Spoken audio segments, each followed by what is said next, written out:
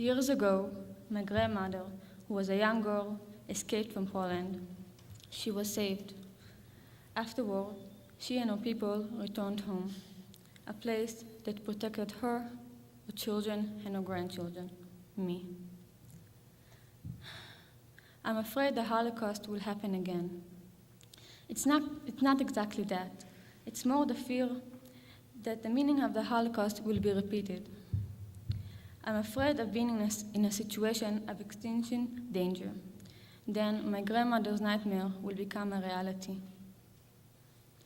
In my school, I learn about all kinds of subjects, such as the Holocaust, Europe, the immigration to Israel, the 1948 Declaration of Israel as an independent country, the occupation, and the Israeli-Palestinian conflict. All of those makes me feel a lot of emotions, all mixed up, such as fear, anger, sadness, guilt, and desperation. Mostly desperation. I ask myself if this situation will ever be good again. Will there ever be peace? Will I ever live without fear of being killed or losing someone? I was never in a bombing. I wasn't hurt in a bombing physically, but I was hurt emotionally. I have a strong memory that doesn't let me go. I was in the 8th grade. I was 13 years old. I remember I was in the schoolyard. Then suddenly someone came and said there was a serious bombing in Tel Aviv. The first thing that came in my mind was my father, who works and lives next to Tel Aviv. I was really scared. This was the first time I was in a situation like this, where I wasn't sure if my father was all right.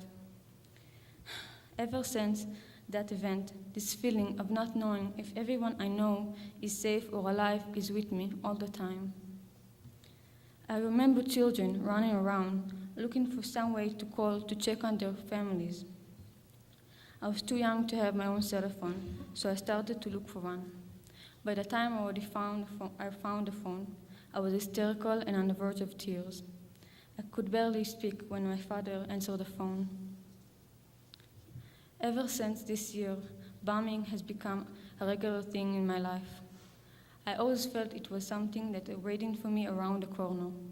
It could happen anywhere at any time. It happened at 7 a.m. in the local bus station in Tel Aviv, and it happened at 7 p.m. in a hotel in Netanya in the middle of Passover dinner celebration. As a result of those events, security in Israel has increased. Everywhere I go, my bag must be checked, and sometimes I go to a metal scanning door. In the paper, there were days that all I was reading about were bombing. There are stories that stay with me until this day. There is a sentence that sticks in my mind of a mother or a father telling their flower has been picked up, meaning their son or daughter has died. Next October, I'm going to Poland with my school. Up until now, I only read and heard about what happened in the Holocaust. Now I will also see it.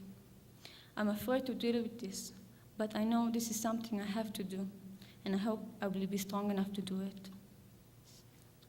I also know that beside the history of my own family, there is another history. The history of my friend Amira's family, who's a Palestinian. My home is her home too, and I want her to have her own country and freedom. So this is why I'm here at Creativity for Peace Camp. In the camp, we talk, we listen, we cry, we laugh, all together. I believe that in our own way, we are healing, we are growing, and we will change things together.